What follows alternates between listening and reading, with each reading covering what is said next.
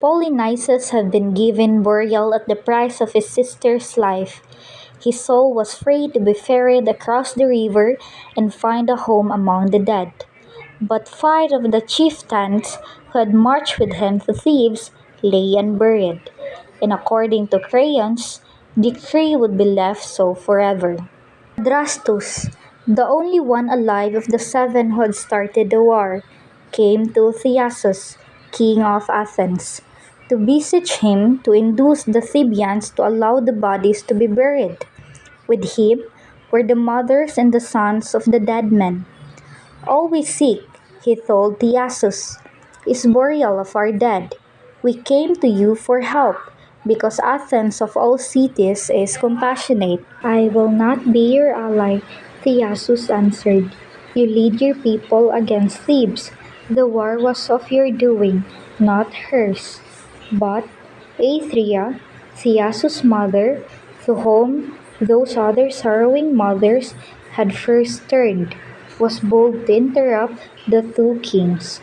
"My son," she said, "may I speak for your honor and for Athens?" "Yes, speak," he answered and listened intently while she told him what was her in mind. "You are bound to defend all who are wrong," she said. "These men of violence who refuse the dead their right of burial, you are bound to compel them obey the law. It is sacred through all Greece. What holds our states together and all states everywhere except this, that each one honors the great laws of right?" "Mother," Thyasus cried, "these are true words. Yet of myself I cannot decide the matter, for I have made this land a free state with an equal vote for all. If the citizens consent, then I will go to Thebes." The poor women waited, Aethria with them, while he went to the summoned assembly which will decide the misery or happiness of their dead children. They prayed, "O city of Athena, help us so that the laws of justice shall not be defiled, and through all the lands the helpless and oppressed shall be delivered." When Thyasus returned, he brought good news. The assembly had voted to tell the Thebians that Athens wished to be a good neighbor, but that she could not stand by and see a great wrong done. Yield to our requests, they would ask Thebes.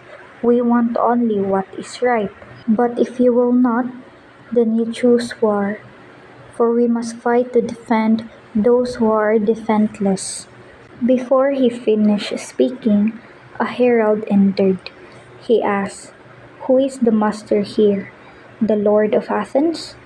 "I bring a message to him from the master of Thebes." "You speak one who does not exist," Thyasus answered. "There is no master here. Athens is free. Her people rule. That is well for Thebes," the herald cried. "Our city is not governed by a mob which twists this way and that, but by one man.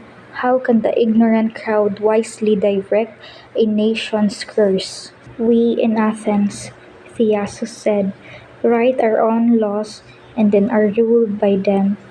We hold there is no worse enemy to a state than he who keeps the law in his own hands. This great advantage then is ours, that our land rejoice in all her sons who are strong and powerful by reason of their wisdom and just dealing, but to a tyrant such as hateful, he kills them, fearing they will shake his power. Go back to Thebes and tell her we know how much better peace is for men than war." The Athenians marched against Thebes. They conquered the panic-stricken people in the town, though only that they would be killed or enslaved and their city ruined. But although the way clear to the victorious Athenian army, Thyasus held them back. "We came not to destroy the town," he said, "but only to reclaim the dead." "And our king," said the messenger who brought the news. Some measure of comfort came to the sorrowful mother as their sons were laid upon the funeral with all the reverence and honor. Adrastus spoke the last word for each. Copanius lies here, a mighty man of wealth, yet humble as a poor man, always and a true friend to all. He knew no guile, upon his lips were kind words. Eteocles is next, poor in everything save honor. There he was rich indeed. When men would give him gold, he would not take it. He would not be a slave to wealth. Beside him is Hippomedon. He was a man who suffered hardship gladly, a hunter and a soldier. From bodyhood, he disclaimed an easy life. Atalanta's son is next, Parthenopeus. Of many a man, of many a woman love, and one country's good, his grief when it went it ill with her. The last is Tydeus, a silent man.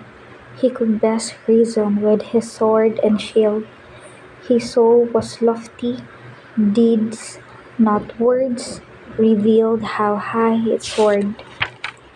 10 years later, they marched to Thebes. They were victorious. The conquered Thebians fled and their city was leveled to the ground. The sons of the seven companions, although they succeeded where their fathers failed, were always called the Epigoni, the afterborn, as they had came into the world too late. After all great deeds have been done, but when Thebes fell, the Greek ships had not yet sailed to the Trojan land, and the son of Tydeus, Diomedes, was famed as one of the most glorious of the warriors who fought before the walls of Troy.